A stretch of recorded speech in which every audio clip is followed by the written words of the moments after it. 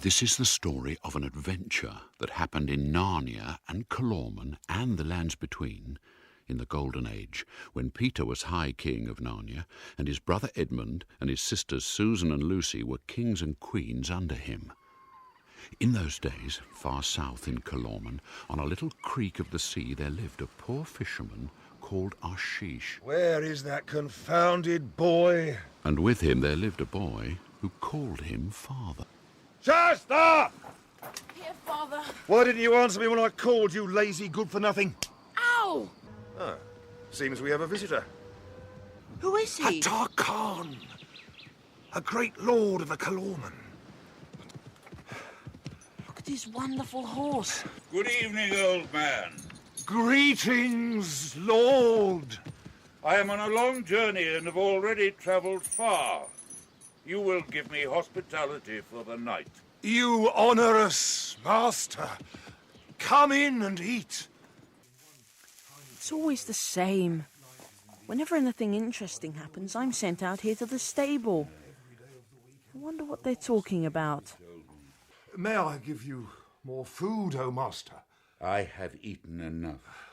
Although there is something you may be able to do for me. You have only to ask, O lord.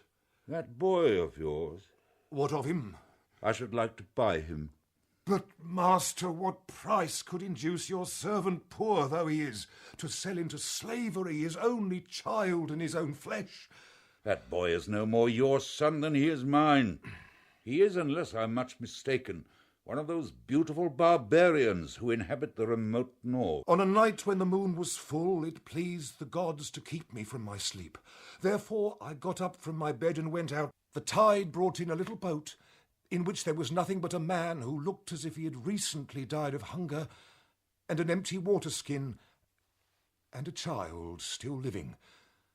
Now tell me at once what price you put on him. As you wisely say, the boy's labour has been worth a great deal to me, and this must be taken into account in fixing a price. For if I sell the boy, I must either buy or hire another to do his work. I will give you 15 crescents for him. 15? 15? Do not mock my grey beard, Tarkhan though you be. My price is 70. But I'm not sorry that Ashish isn't really my father. I wonder who I am. I might be anyone. What do you say, horse? You'd know a Tarkhan if you saw one? What sort of man is your master, eh? Of course you know.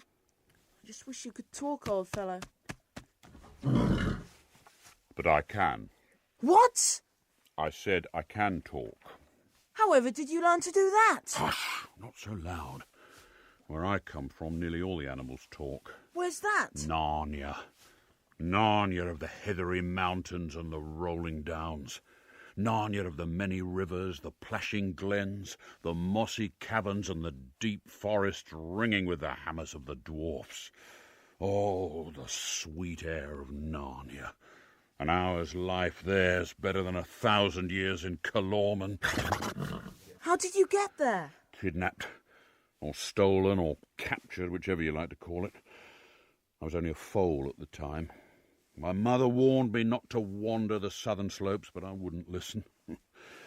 And by the lion's mane, I've paid for my folly.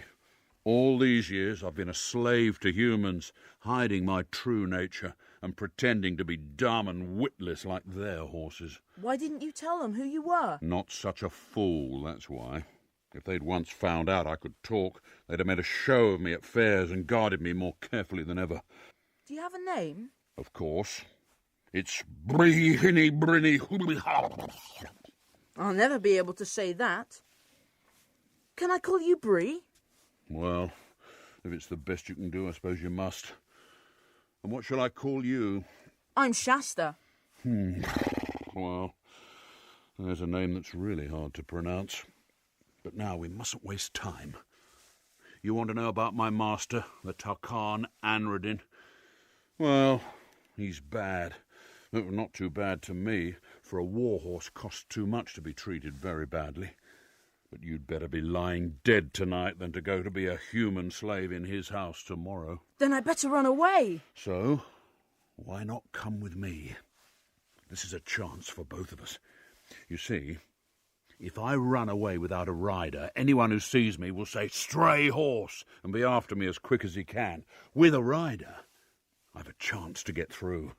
And that's where you can help me. And while you can't get very far on those 2 silly legs of yours, on me you can outdistance any other horse in this country. That's where I can help you. By the way, I suppose you know how to ride. Oh, yes, of course. At least I've ridden a donkey. Ridden the what? In other words, you can't ride. That's a drawback. I'll have to teach you as we go along. Well, if you can't ride, can you fall? I suppose anyone can fall. I mean, can you fall and get up again without crying and mount again and fall again and yet not be afraid of falling? I'll try. Poor little beast. I forget you're only a foal. We'll make a fine rider of you in time. Ready? Now, for Narnia and the North! Way!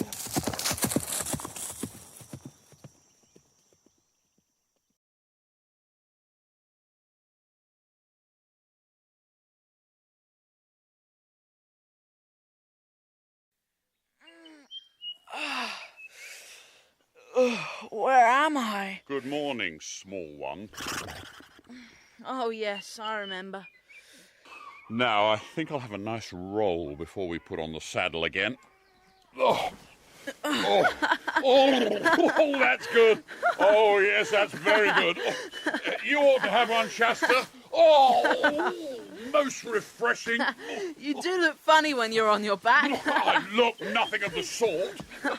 Look, do I? Yes, but what does it matter? You don't think that it might be a thing talking horses never do you? A silly clownish trick I've learned from the dumb ones. Oh, I'd hate to find when I got back to Narnia I'd picked up a lot of bad habits. Now, be honest, Shasta, do you think the real free horses, the talking kind, ever roll? How should I know? Anyway, I don't think I should bother about it if I were you. We've got to get there first. Do you know the way? I know my way to Tashbarn.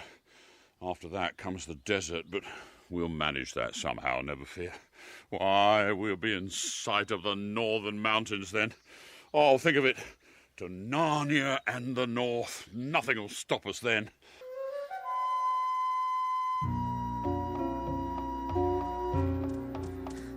Well, Bree, am I getting any better?